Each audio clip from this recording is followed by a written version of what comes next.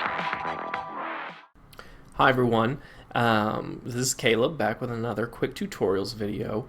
I know it is the middle of the summer when I'm recording this video, so some of you teachers out there are, please stop. I don't even want to think about coming back to school, and some of you are already trying to get your classroom stuff started.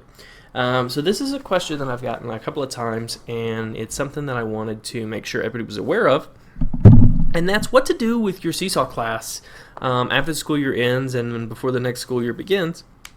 What do you need to do with it? Do you need to delete it? Do you need to start completely over? What happens? And so the answer to that question is actually pretty simple. All you're going to have to do is archiving it.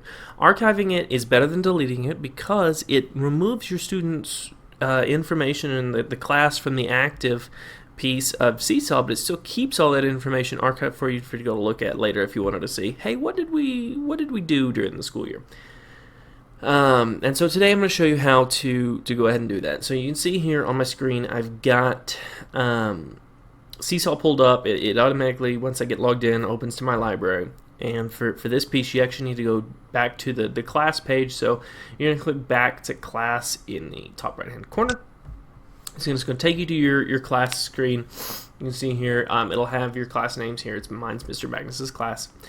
And what you're going to do to archive it is you need to go to the settings icon, which is a little wrench in the top right hand corner. You're going to click on that, and you can see here this is your class settings. It's got all the things you can do with your class. To archive it, you're going to go all the way down to the bottom, and then underneath the reset student and family QR codes, you can see this blue bar that says archive class. For this, to archive the class, you're going to go ahead and click on it. It's going to ask you, are you sure you want to do this? You know, it's archiving this class. You can it'll remove it from your list of active classes. You can restore archive classes later from your gear menu and account settings, and I'll show you how to do that as well. So we're going to go ahead and click archive class. And if you've archived your class and you have no other active classes, you're going to get a screen that looks like this. You don't have any active classes associated with your account. We can either restore archive classes or we can create a new account. So for you guys, when the school year starts, you're going to create a new account. Excuse me, not a new account, a new class. You're going to create a new class, and it's going to have the ability for you to put all your no students in. But so you can see what it looks like when we restore it, we're just going to go ahead and click Restore Archive Class. I choose, if I had multiple archive classes, I would choose which one I want, but this is the one I want. I click Restore.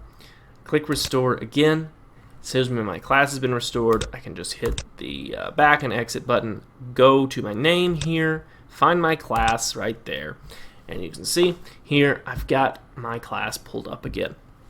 So it's really easy, simple to do. If you have any questions, don't hesitate to reach out to me. I'd be glad to help you along with this process. But like I said, I think it's pretty easy. Everybody should be able to grasp it.